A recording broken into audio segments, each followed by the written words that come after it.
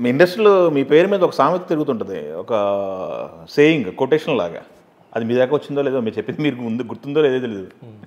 మందులోకి soda కావాలంటే సోడానే తెచ్చుకోవాలి, వాటర్తో కాంప్రమైజ్ అవ్వకూడదని చెప్పి మీరు చెప్పారని మీ పేరు మీద తిరుగుతుంటుంది, కాంప్రమైజ్ అవ్వకూడదని చెప్పేసి. కాంప్రమైజ్ అవ్వదు. సినిమాల విషయంలో కూడా నేను సినిమా చేసేప్పుడు కందిరికి అప్పుడు 12 కోట్ల మార్కెట్, నాకు 17-60 అయింది. అబ్బా, నేను కాంప్రమైజ్, సినిమా హిట్ అవ్వాలి, బాగుండాలి. అవును, కాంప్రమైజ్ తీస్తే అలాగే ఉంటుంది అంతే.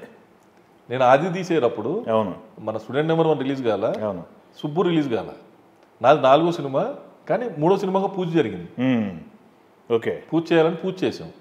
చేసినాక దాని బడ్జెట్, దాని కథ, మా పక్కన వాళ్ళు కూడా ఏంటి అంత బడ్జెట్ అన్నాడు. కథ బాగుంది, ఇది సమరసింహారెడ్డిని దాటుద్ది, రెవెన్యూ అన్న 100% కాన్ఫిడెంట్గా చేసి రిలీజ్ చేశారు. ఎంత పెట్టారు సార్ ఆ రోజుల్లో మీరు?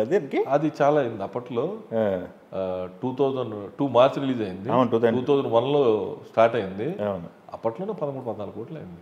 మార్కెట్ అప్పుడు అంతా 5 కోట్లు 6 కోట్లు. కొత్త స్టూడెంట్ నెంబర్ యావరేజ్, అది యావరేజ్ సినిమానే, హిట్ సినిమానే. ఇది బ్లాక్ బస్టర్ కదా, ఇది ఎన్టీఆర్ని ఒక స్టార్డమ్. ఏంటంటే ఆది రిలీజ్ రోజు ఒక్క బ్యానర్ లేదు ఏ థియేటర్లోను, ఎక్కడ ఏ సెంటర్లోను. రెండో రోజు థియేటర్లు మొత్తాలు కట్టారు బ్యానర్స్.